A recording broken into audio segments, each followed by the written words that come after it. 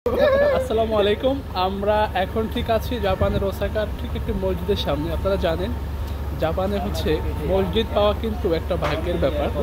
So আমাদের কিন্তু এই শুক্রবারে জাপানের বিভিন্ন স্থান থেকে অনেক দূর থেকে নামাজ পড়ার জন্য শুধুমাত্র এখানে বাংলাদেশি যারা আছে তারা কিন্তু একত্রিত হয়ে থাকে। তো আমরা নিজেরাও যেখানে থাকি আমাদের জায়গা হচ্ছে অ্যাভেনো। ওইখান থেকে আমাদের এখানে সাইকেল চালায় আসতে কমপক্ষে প্রায় ঘন্টাখানেক সময় লাগে। তো এইভাবে মসজিদ তো সব জায়গায় আসলে নেই। সো এই জন্য বিভিন্ন দূর দূরান্ত থেকে মানুষ নামাজ পড়ার জন্য, তো অন্য নামাজগুলো তো আমরা বাসায় পড়তে পারি, কিন্তু জুমার নামাজ তো বাসায় পড়া যায় না, এখানে তো জামাতের প্রয়োজন হয়। সেই কারণে আমরা কিন্তু অনেক দূর থেকে শুধুমাত্র নামাজ পড়ার জন্য কিন্তু আজকে এখানে এসেছি।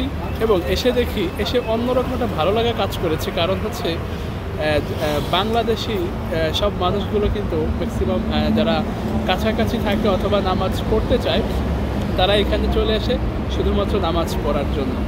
আর এই জাপানে হচ্ছে কেউ কারোর সাথে খুব একটা কথা বলে না, অনেকটা নীরব শহরের মতো মনে হয়।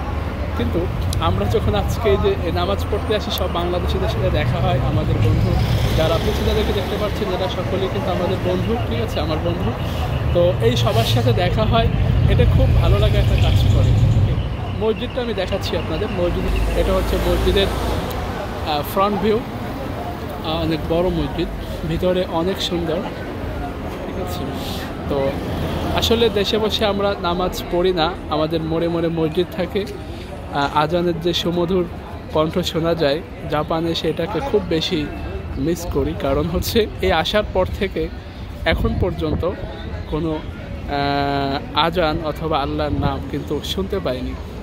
এটা খুব মিস করি।